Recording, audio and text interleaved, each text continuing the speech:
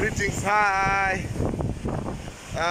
There is something I just wanted to share here. It's about goal setting. You know, in this life, if there is something or anything at all to celebrate about, is when you set your goals and now you see that out of the goals that you've set, most of them, if not all, they are actually manifesting, or they are maturing, they are coming into realization. When you reach this stage in life, you can be joyful, but if not, again, or otherwise, you'll find yourself unhappy, I could say. But well, in this life, you just have not to give up, to keep on setting goals. You know, back then in the days, I remember I used to have that desire, okay, to see myself, for instance, settled in marriage. So, you know, I decided to take a pen, okay. I do not have a journal myself, but I took a pen and just on a piece of paper, I wrote a budget, you know. I envisioned the kind of a marriage I would like to see myself in. Now, when I was doing all these things, I never imagined that they will come to pass, but I was just doing them so that, you know, I should not have any other excuse when that right time comes, you know. You know, when writing down, you are just making like a blueprint. You know, for any structure to be able to rise up, there has to be a blueprint. So I did a blueprint of part of the things that I desire to see in my life. And one of them was actually to bring in a wife. Now, the name of my wife, I have to introduce her here. The name of my wife is Agnes, okay? That is how she was called by her parents. But I call her babe, I call her mom, you know. I just give her those sweet, sweet names. So out of that dream that I had, I say that I will never fade up, okay? In this dream has to actually continue. So part of exactly what I wanted to see this year, that I've checked it out, was to see myself settled in what? Settled in marriage. So many other factors there I was considering, but one of them was marriage. Now, you know, marriage comes with a lot of planning, you know. People have committees. There are those that do not have, like myself. I did not have any committee, to be honest. But I had people with a good heart. Had a brother, had a sister who were able to run up the show whenever things were required. Even in a short period of time, they were always ready to do what? To provide a solution. And actually, this is what I'm about to talk about today. Just to encourage someone who is desiring also to settle, okay, to settle in marriage. And during this video sharing, I'm just going to share a small footage of about 3 minutes there of how that my marriage was. It was a traditional setup, and I really enjoyed it, the way it was organized, planned, you know, from the start to the end. It was very, very amazing. I cannot complain. To be honest, there's no reason whatsoever to complain. So many other factors, you know, they are considered when now you want to decide to settle down. But one of them which covers all of them is that you actually have to know what kind of marriage you want to settle yourself in. Is it a white wedding? Is it a traditional one? Or you'll just go to the AG and finalize there? So you actually have to, you know, decide for yourself. You and your partner, you now become one. So you sit down and finalize on that aspect. Or are you going to go for a traditional one, then you go to maybe the white wedding, or are you going to a traditional one, then you go to the AG? So it will depend on you, okay? So for us, we decided to do a traditional one. Then after that, you know, we went to the AG at a different date. It took us to be able to set that date to go to the AG in total more than 3 weeks, actually. So more than 3 weeks from the date that we set it. from the date actually that we submitted the papers at the AG office. Now, all these things can only be made possible if one plans well.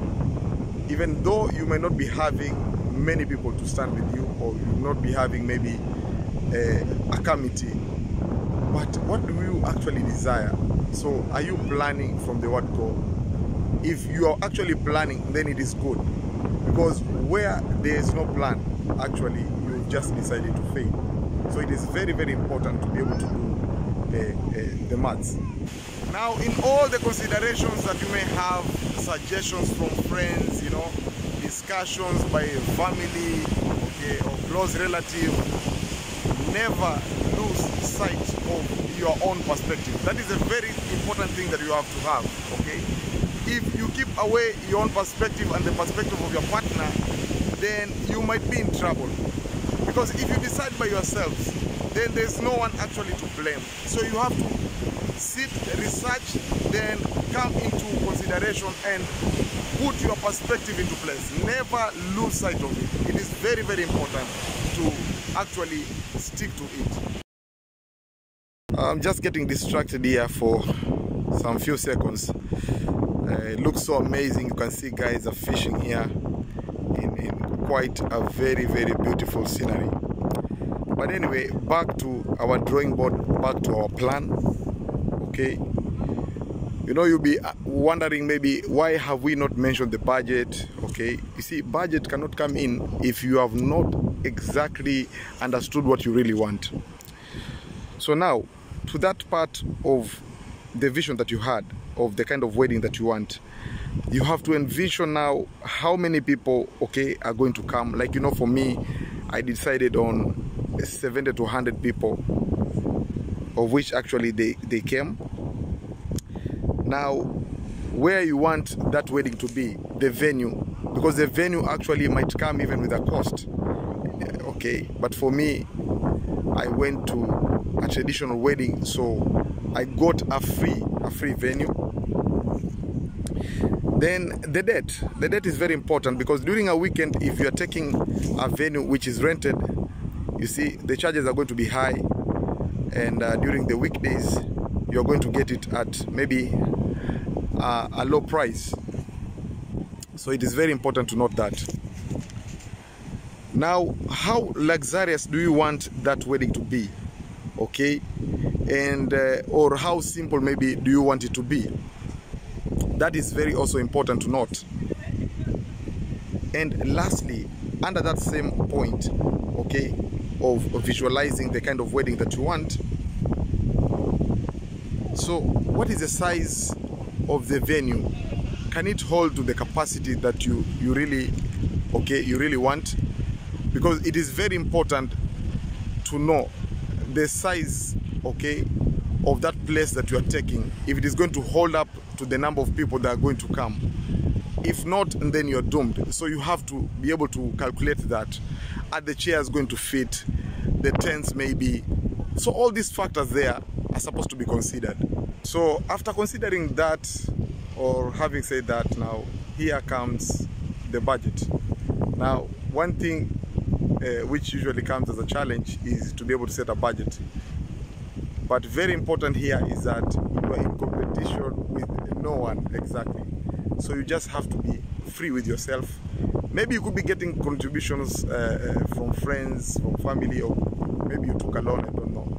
But if you are managing most of the budget by yourself, then you have to be realistic. What do you actually have against what, okay, you desire? So if what you desire is big than what you have, then you have to humble yourself, okay? Because, you know, you do not have much and then you require much, you know, it is like a crime. Don't wait for that day, then you start, you know, like wondering what went wrong, and you actually did wrong by yourself, okay?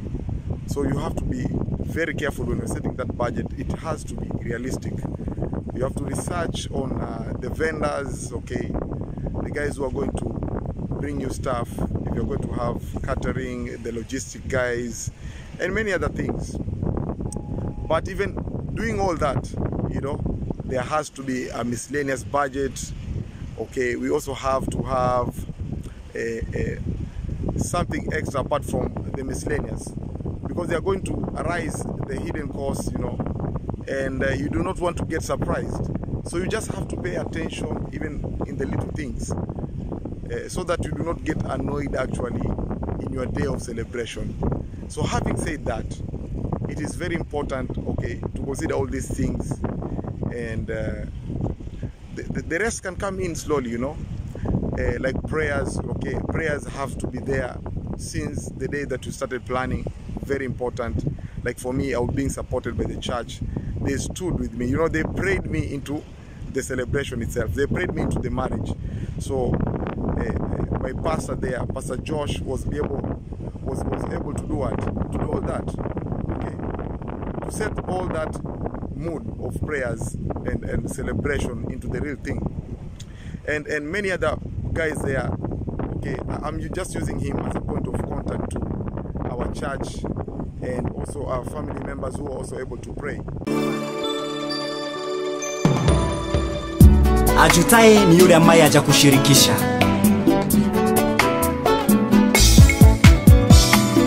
Upatapo mke wala upatapo mme, mifupa yako ubarikiwapo na Mungu yako.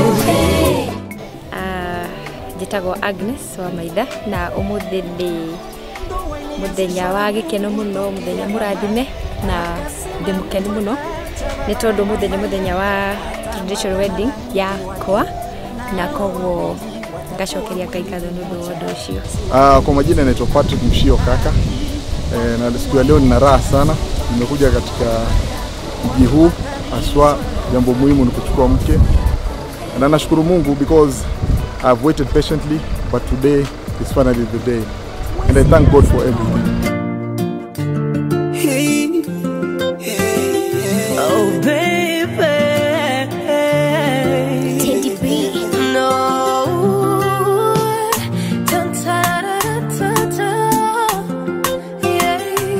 yeah. Oh baby, mina kuchagua wewe, wewe uwe wangu, mume wangu, baba ya watoto wangu. Kupendwa nawe, majaliwa, kukuoa ni baraka. Mshikaji wangu wa maisha, oh baby I love you. And for you, ninabadili mienendo yangu baba. Baby for you, nina ukimbia ujana mama. Nijenge boma nawe, zae watoto nawe, wale pamoja nawe, zeeke pamoja nawe. Nataka nijenge boma nawe, zae watoto nawe, wale pamoja nawe, zeeke pamoja nawe. Chaguo la moyo, chaguo la moyo, na kwenye madhabahu unavong'aa, unavopendeza kwenye lorinda, oh baby.